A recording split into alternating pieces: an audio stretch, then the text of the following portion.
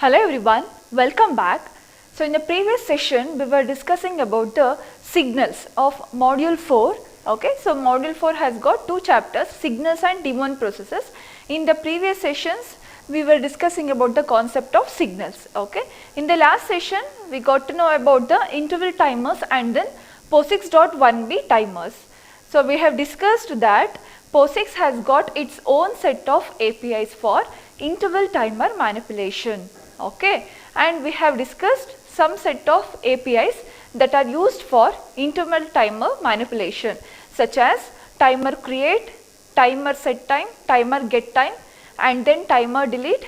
Okay, so in today's session we shall discuss about those APIs with a program. Okay, so this program, it illustrates the usage of different POSIX APIs that are used for interval timer manipulation. Okay, specifically this program, so this will make use of the absolute time and the timer will be off at a particular time, that means at 10 hours 27 minutes and 30 seconds AM on February 2021 15th. Okay, so we are giving a specific time. By using this absolute time, the timer will be set off. Okay, so we are performing the manipulation using this program. So initially we have some more include statements also. Since there is no enough space, I have just written the required header file here. So that is time.h, and then we are defining timer tag with the value 12. Okay.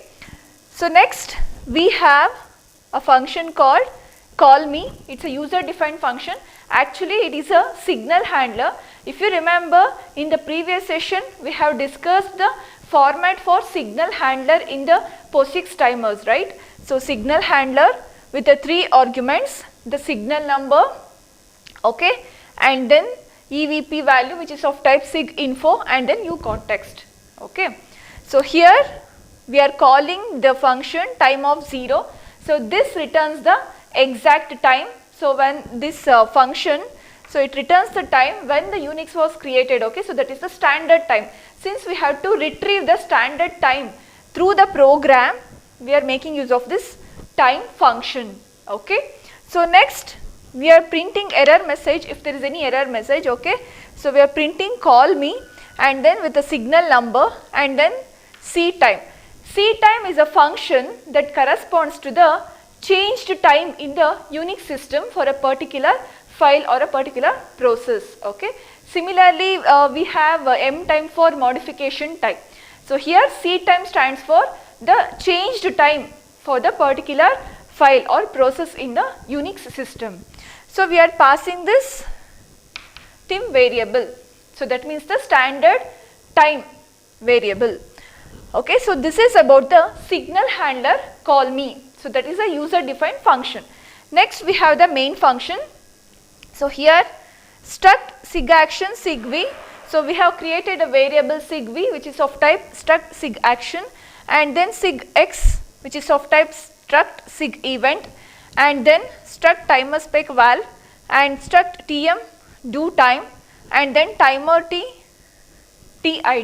Actually this TID is nothing but the handler for the timer. So we have discussed about the handler for the timer in the previous session itself.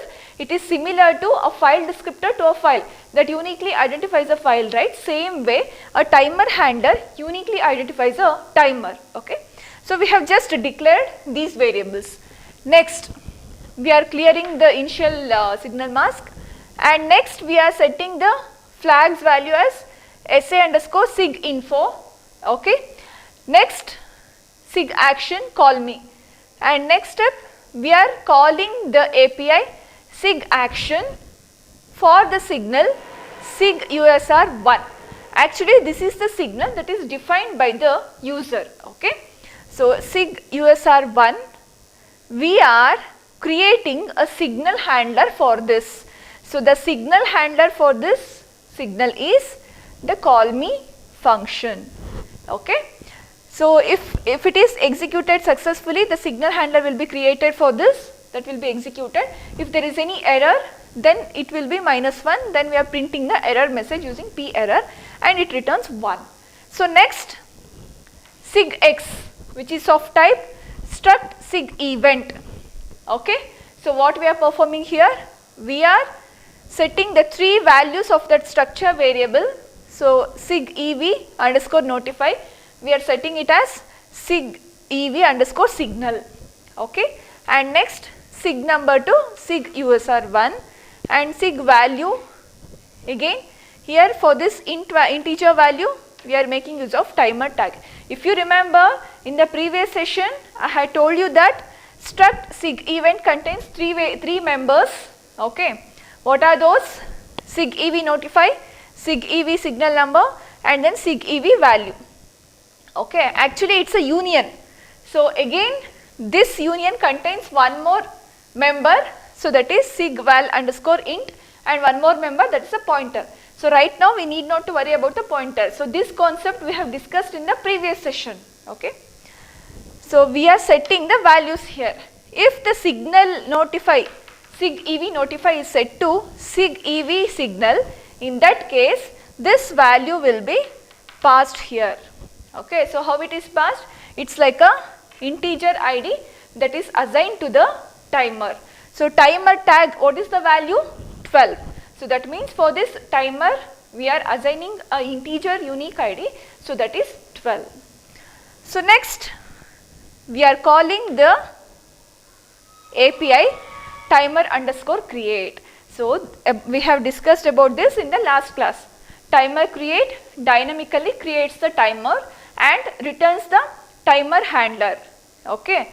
So here timer create, so 3 parameters, we are passing the system clock, that means the real time.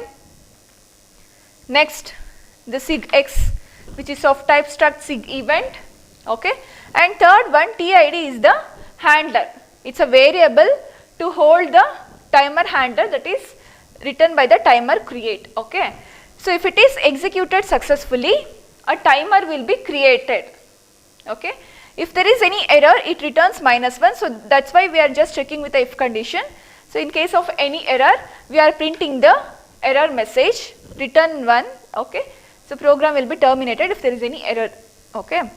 After that, we are trying to set the time variables. So time values. So how we are setting it? So tm underscore hour. So do time, which is of type struct tm. Okay, it has got these members. So tm underscore hour, we are setting it to 10. Then minutes 27, seconds 30 seconds. So it will be like 10 hours 27 minutes and then 30 seconds. Okay. So if it is PM, so the value may be written like for example if it is 1 PM, it will be represented here as 13:00 like that. Okay. So as of now it is in the AM. And next month we are considering it as 2. So 2 means it is February, year 2021, and the day will be 15th. So we are setting the time values which are present under the struct variable do time. Okay, we are setting this time value. So now let us see the next step. So here what is happening? Again we are initializing the val.itValue.seconds equals mk time. We are passing ampersand do time. Actually do time is a variable which is of type struct tm. Okay, we want to convert it into proper number of seconds.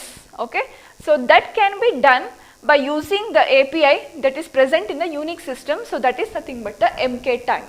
So this returns the seconds at which the timer has to be stopped. Okay, so we are converting it as seconds and we are initializing it to tv underscore seconds, and then tv underscore nanoseconds we are setting it to 0 because we are not performing with the nanoseconds, we are just mainly concentrating on the seconds representation in terms of seconds. Okay.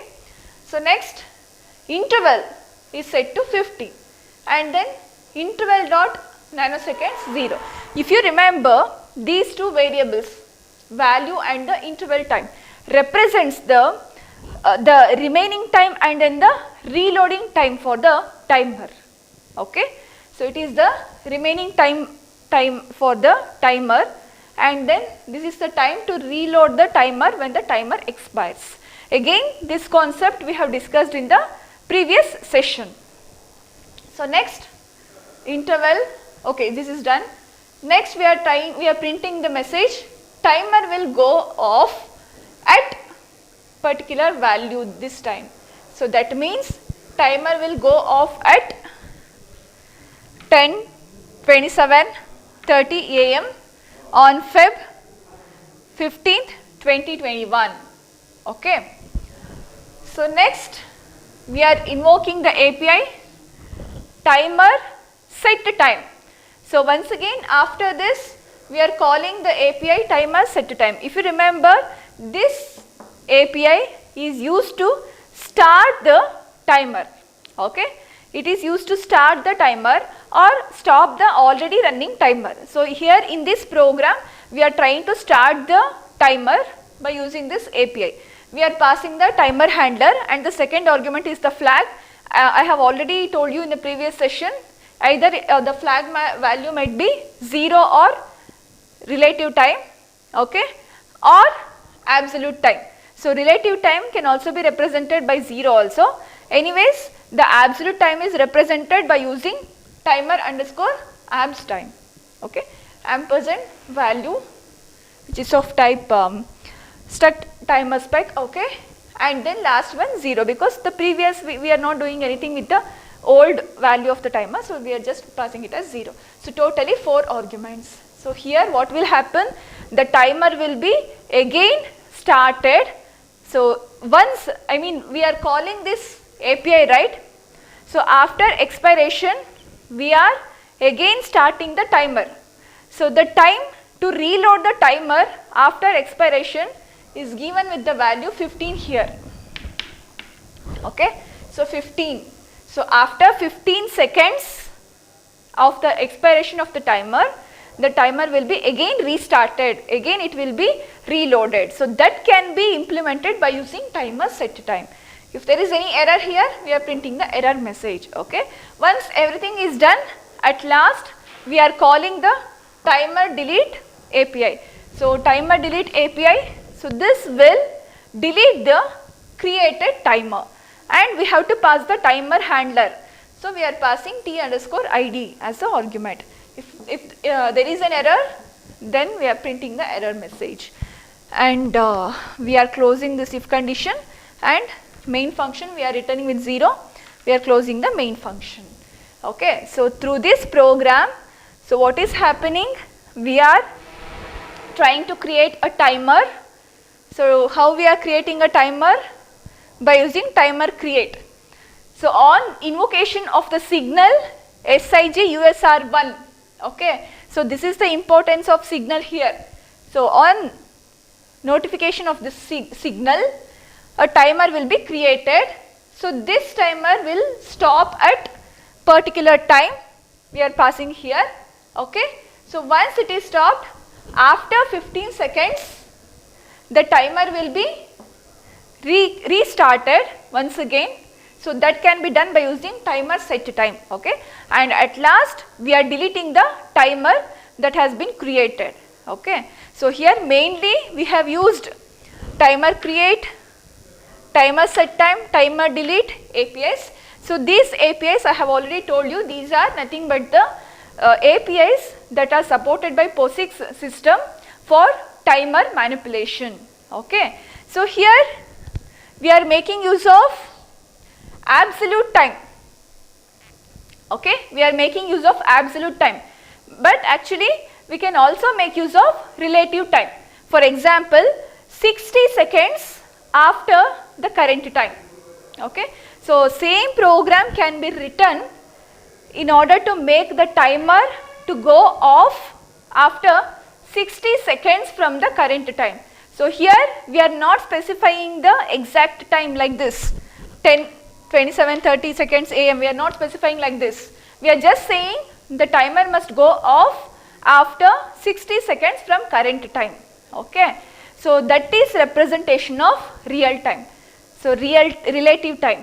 So in that case, everything remains as it is, but there is a change only with the set time function. So here, instead of this abs time, we will be passing either 0 or timer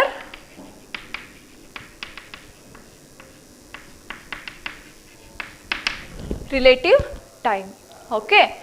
So this is about the program that illustrate the usage of APIs that are used to support the interval timer manipulation in the POSIX system. Okay. So here it completes the signals chapters of your module 4. So as I told you earlier, module 4, it has got signals and daemon processes. So 2 chapters are there. So this completes your signals chapter. So now let's move on to the next chapter within the module 4 itself, that is daemon processes. What are daemon processes? Actually, daemon processes are the processes that live for longer time. Okay. Actually, in the Unix system, there are some set of processes that will be not under the control of the user. So they will be living for longer duration. So such processes are called as daemon processes. Okay. And daemon processes will be started whenever the system is bootstrapped. Okay.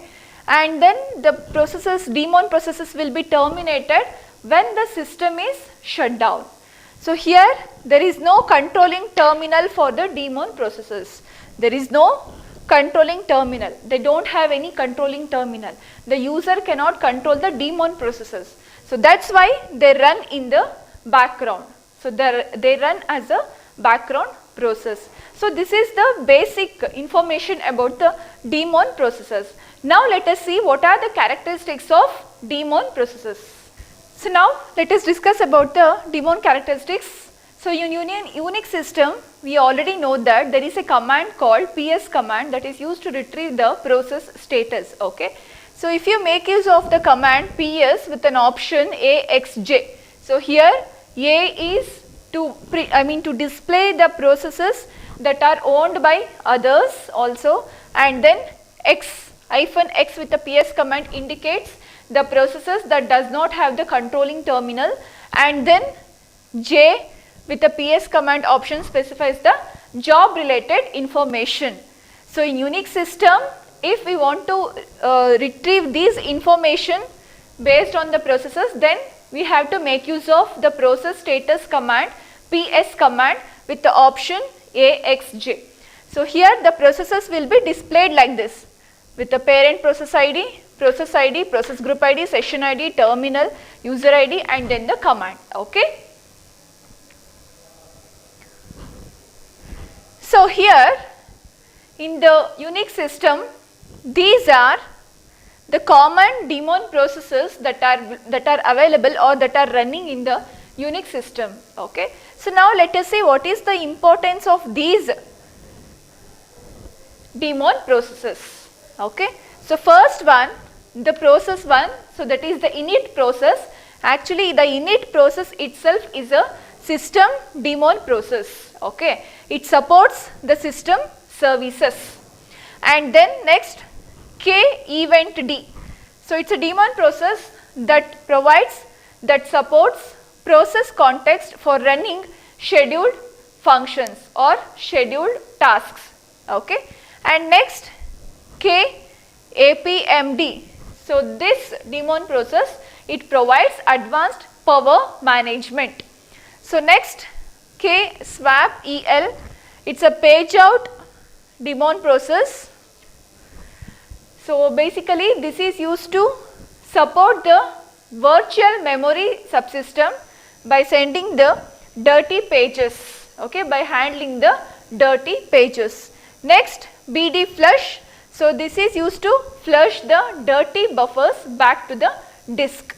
Then k updated, this is used to flush the dirty pages back to the disk. Next, port map. So it is a daemon process that is used for mapping the RPC program number.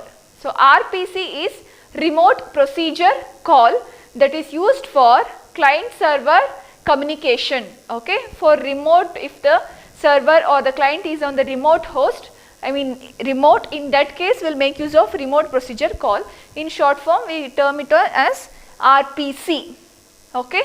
So RPC program number, so that will be mapped to the network port number by using the port map daemon process. So next, syslogd. So this process is used to run system messages. So actually it is like a log file. So the process, this process is used to run the system messages. Next, inetd. So this daemon process is used for supporting the network interface that will be supported for, that has to be provided for different network servers. Okay. Next, NFSD, LOCKD and then RPC IOD. So these daemon processes are required for handling network file system. Okay. So next, crond. So this process is used for supporting or executing a command at specified date and time. Okay. Next, CUPSD. So it's a print spooler. So this is used to handle the different print requests in the system. Okay. So these are the different daemon processes that are available in the Unix system, and their characteristics or the importance of these daemon processes. So in general, if we have to mention the characteristics of a daemon process, means the first one, it says, so most of the daemon process will be executed with a super user privilege. Okay. So next, there will be no controlling terminal for the daemon processes. Next, so each daemon process will be having the PPID, so that is the parent process ID 0 or 1, and the daemon processes will be running at the background until the system is running. Okay. And next, the daemon processes will be the process group and then the session leaders. Okay. So this is about the daemon characteristics. So now let's move on to the next concept. Next concept is coding rules. Okay. So coding rules means the rules that has to be followed when we are dealing with the daemon processes, because that should not provide any interactions that is against the daemon process. Okay. So these are the rules that has to be followed when we are making use of the daemon processes in the system. Okay. So first one, call umask or set file mode creation mask to 0. So the first rule says that we have to call the umask API. Umask API is an API that is available in the Unix system that is used to set the file mode creation mask. Okay. Actually file mode creation mask means in what mode the file has to be opened. Okay. So that can be specified by using the umask API. So very first step says that we have to call the umask, or else we have to set the file mode creation mask to 0. So what is the reason behind this? Actually daemon processes sometimes can create some set of processes, okay, some set of files. So it may be creating the files with specific permissions. Later, for example, if a daemon process wants to create some set of files with a group read and then group write options, later by making use of the API, by again by altering the file mode creation mask, so that will alter the permissions for the files that are created by the daemon processes. Thereby it will undo all the efforts that is made by the daemon processes during creation. Okay. So I will repeat once again. Suppose a daemon process is creating a set of files with some specific permissions such as group read and group write permissions. Okay. If we are making use of the file mode creation mask, in that case what will happen? It might change the permissions which was set earlier by the daemon process. Okay.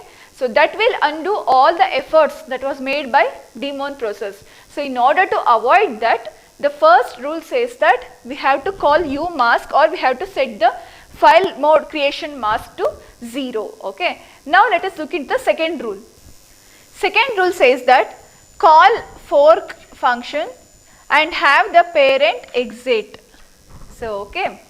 So, we will be calling the fork function, we will be creating the new process and have the parent exit, that means the parent will be terminated.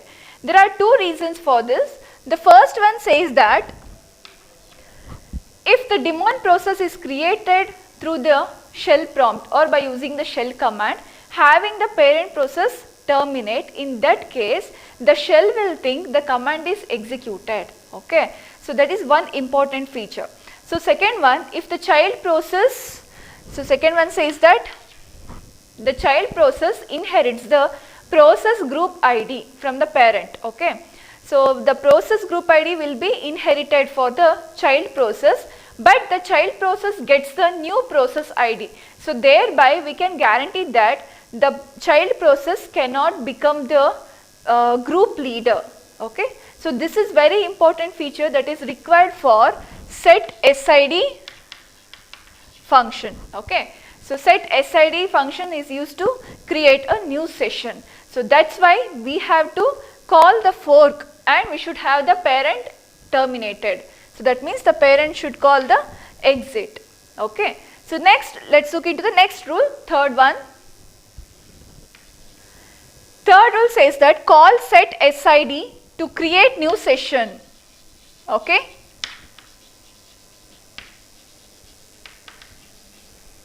Set SID is called to create a new session. So, whenever a new session is created, in that case the process will become the session leader. So, the process will become the session leader and also the process will become the group leader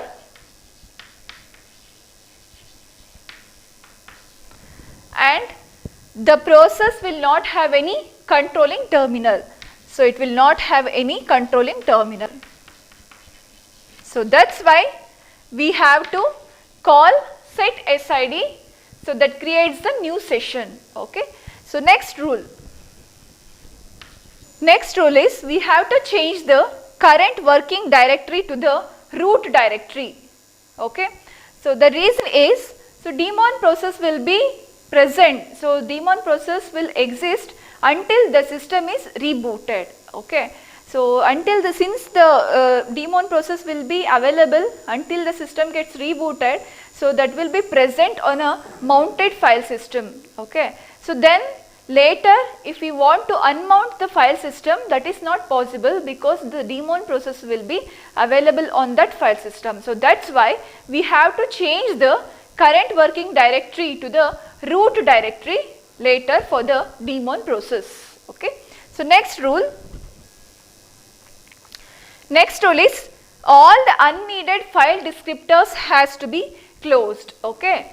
So, that means the daemon processes will be holding some file descriptors. So, the rule says that we have to close the file descriptors that are not required. Okay.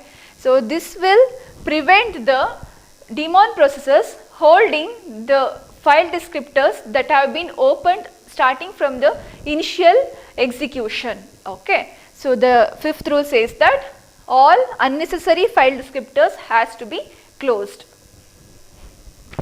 Next rule is some daemon processors file descriptors will change the file descriptors 0, 1, 2 to dev/null. Okay.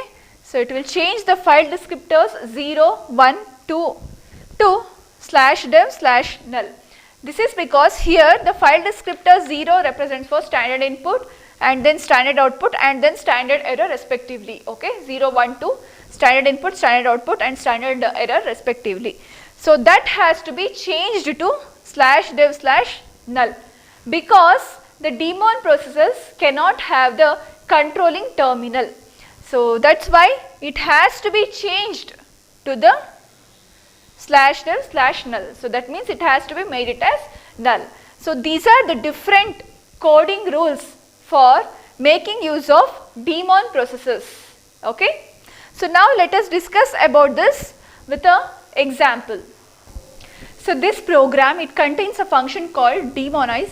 Okay. Demonize function itself, whenever it is called by a program, it will make the program itself as a daemon process. Okay. So whenever a program calls this function, so demonize, so this will make the program itself as the daemon process. So here we have included statements like syslog.h, sysbar resources.h, okay, and inside the function we are passing the command, so that means we are invoking from the program, okay. So we are declaring the file descriptors 0, 1 and 2, and then a variable called I, process ID, and then the struct R limit, so that is the resource limit, and then sig action SA. So the first coding rule says that we have to call umask or set file mode creation mask to 0, okay. So that's why we are calling umask and we are passing 0 here. So the first coding rule says that we have to call umask or set file mode creation mask to 0. So we are doing that. And next we are calling the API get rlimit. So rlimit underscore no file comma ampersand RL. Actually get rlimit is the API, so that is used to retrieve the resource limit that is available on the system for the invoking program or invoking process, okay. So here the first parameter, so with the option rlimit underscore no file returns all the file descriptors that are available for the invoking process, okay. So it returns all the file descriptors. So that will be stored in RL variable, which is of type struct rlimit, okay. So if this is less than 0, that means there is some error, then we are printing the error message like this, okay. So the second rule, one of the rules is also done. We are trying to retrieve the file descriptors because we have to close all unneeded file descriptors, okay. So next we are calling fork function. So call fork and have the program exit, parent exit, right. We have to call fork and we should have the parent exit. So that's why we are calling fork function. If it is less than 0, then there is some error message. If it is not equal to 0, then we are directly exiting from the program, okay. We are exiting if it is a parent, okay. So have the parent exit. If the parent means the parent has to be exited, the parent has to be terminated. Again, that is one of the rules of the daemon process. So next, set SID. I told you, right, we have to call set SID that creates a new session. So next, SA handler, we are passing the signal SIG underscore IGN. If you remember, it is a manifested constant that is representing the value 1, right. So here it indicates that the process will ignore, okay, the process will ignore that corresponding signal if it is used with this option, okay. So next we are clearing all the available signal mask, we are initializing the flags with 0 and we are invoking the API sig action. Sig action, so first we are passing the signal SIG HUP, so this is hang up signal, okay, hang up signal. So we are passing this SA and 0. So here what is happening is, if the process is trying to hang up, okay, actually what is the functionality or what is the characteristics of daemon process? The daemon process will run in the background, it will not get closed until the system is rebooted, right. So there should not be any hang up for the daemon process. So that's why we have to disable the hang up signal. So how we can disable it? By just ignoring the hang up signal. So that's why for this hang up signal we are ignoring, we are creating the handler as ignore it, okay. So this will be ignored. If there is any error with this sig action, we are printing the error message. So next we are calling the fork function. If it is less than 0, we can't fork, and if it is not equal to 0, exit, because call fork and have the parent exit, okay. So have the parent exit. So next I am changing directory to /. So what does slash indicates? It's a root, okay, it's a representation of root directory. Again we have to follow the coding rules. So one of the coding rules says that change the current working directory to the root directory. So that's what we are doing here, change directory to the root directory. If there is any error, so it will be less than 0, in that case we are printing the error message. So next we are checking the file descriptors limit, file descriptors value. Already here we have got all the file descriptors for the invoking process by using this API. So that will be stored in RL. RL has got two members. Actually RL is of type struct rlimit. It has got two members. One is RL underscore current, that is rlimit current, and then rlimit max. Okay. So right now in our program we need not to worry about this rlimit underscore current. Actually we have already discussed about this in module 3 itself. Okay. So now let's concentrate on rlim max. So we are trying to get the rlimit max. If it is rlim infinity, that means if there are infinite number of file descriptors opened for the invoking process, in that case we are restricting that value to 1024. Okay, we are restricting it, and then we are checking if it is less than that value, we are trying to close all the file descriptors. So this portion of the code, so it is used to close all unneeded file descriptors. Okay, so that's what we are performing here. So next we are checking the file descriptor 0. What we are doing? So file descriptor 0 means we are opening /dev/null, okay, and then with a read write permission. So as I told you, the file descriptors with the value 0, 1 and 2 has to be changed to /dev/null. Again it is one of the coding rules of daemon process. So similarly for file descriptor 1, instead of repeating the same open function, I am just calling duplicate function. Again duplicate function, so this performs the same operation here. Okay.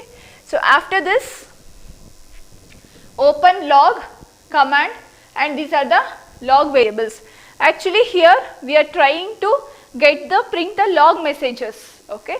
So that's why we are invoking open log, and next we are just checking whether the file descriptor 0 is 0, file descriptor 1 is 1, file descriptor 2 is 2 or what. If it is not 0, not 1, not 2, in that case we are invoking the syslog function. Syslog function, it is mainly used for error logging, so that we will be discussing about this as the next concept. Okay. So here we are logging the messages. Okay. So that will be logged here, and then the program will be terminated. Okay. The function is closed. So whenever a program calls this function, so the program itself will become the daemon process. Okay. So now let's move on to the next concept. So one problem in case of daemon process is how to make error logging. Okay, how to handle errors. So here since daemon process cannot have the controlling terminal, it cannot write the error message into the standard error. Okay, and so also the error messages cannot be written into a single file, or else the error messages cannot be displayed on the console. Okay, so these are the concerns that are with the daemon processes for error logging. So actually this can be overcome by using a BSD Unix functionality. So that is the syslogd facility or the functionality. Okay, so that is represented with a block diagram like this. So here we have a syslogd function, the importance, the functionality, the facility. Okay, so here the kernel can get the messages, the kernel can log the messages in three ways. One is the kernel routines will call the log function, and the messages will be written into /dev/klog. So that is the one way. And another way is, so most of the processors will write the messages into the port /dev/log using the Unix domain datagram socket. Okay, so the messages will be written in terms of Unix domain datagram socket. Okay, and also the processes on the local host or the processes on the remote host that is connected by using the TCP IP network can also log the messages. Those log messages can be retrieved as a UDP port 514 as the internet domain datagram socket. Okay.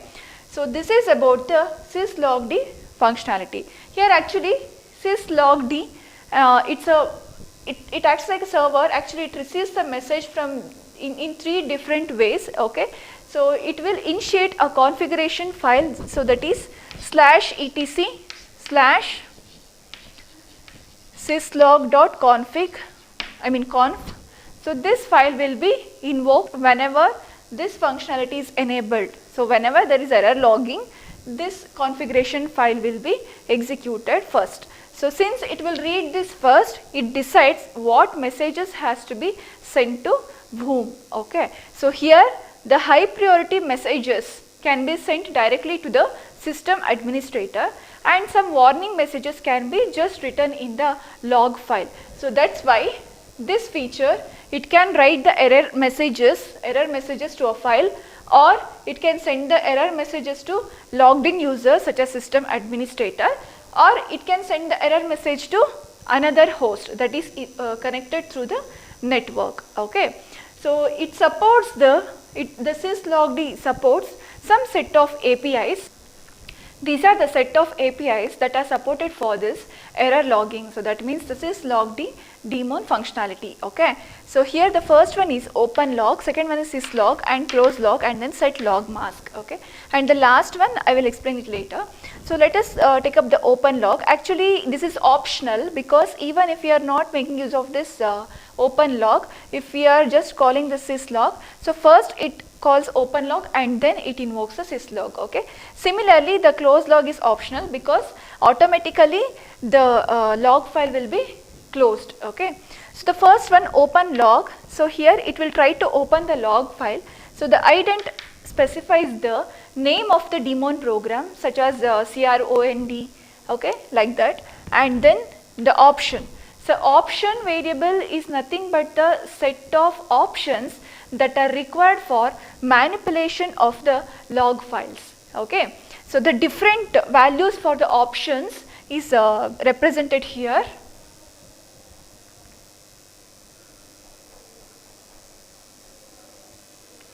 So, these are the different option values and the significance and the importance of it. Okay. And the third argument is the facility. So, the facility argument, it is used for specifying the configuration file features. Okay. So, again the different values for the facility argument is like this.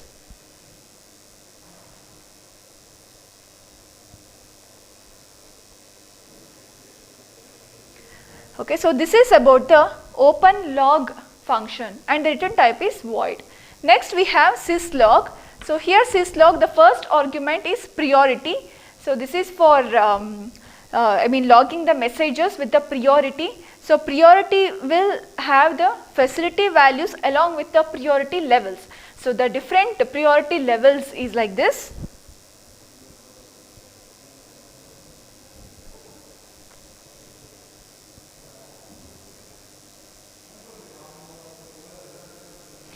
Okay. The priority values will be used for sending the messages by the syslog. Okay. And next we have the format. So, format it is used for sending the data in the form of formatted string. So, this will be the input for vsprintf function. Okay. So, this is something similar to the formatted string output. Okay. And next we have the close log. So, this function, this API terminates the log file, and then set log mask, the last one, it is used to set the log priority mask. So, this value mask PRI, this argument represents the previous log priority mask that is set for this log file. Okay. So, this is all about the APIs that are used for error logging, and there is a variant for the syslog in the Unix system. So, that is represented by vsyslog. Okay. So, here the parameter is priority format, and the third argument is the list of arguments. So that means the list of messages that can be sent based on the priority. Okay. So this is all about the APIs for error logging. So now let's move on to the next concept. The last concept of module 4 is that is client server model. Okay. So here the important feature of daemon process is server. Okay. The daemon process can act like a server. If we observe this diagram here, the syslogd acts like a server that receives the messages from the different user processes. Okay. So the messages are received as a Unix domain datagram socket, or as the internet domain datagram socket, or as the log function with the messages. Okay. So here this can act like a server. So here the server means anything that will receive the messages from the client, or the client will contact the server and request for service. So server is the one which provides the service. In this example, in this diagram, we can observe that here these are the different clients that are trying to contact the server through the messages and requesting for the service. So here the service is nothing but the logging of error messages. Okay, so the logging of messages in general. So the syslogd acts like a server that provides services to the client. In this diagram, if you observe, there is only a one-way communication. That means the clients will request for the service and the server will provide the service, but the server will not communicate back to the clients. Okay. So this is all about the client server model that is discussed in this daemon processes. Okay. So this completes your module 4. So in the module 4, it is signals and daemon processes. We have discussed about the signals and its basic concepts, and then kernel support for signals, signal API, signal mask, and then sig action function, and then we have discussed about alarm API and the importance of interval timers, POSIX timers, with program we have discussed, and then daemon process. So under daemon process we have discussed about the introduction part, and then daemon characteristics, coding rules, error logging, and the last topic, that is client server model. Hope you have understood all the concepts of signals and daemon processes. Thank you.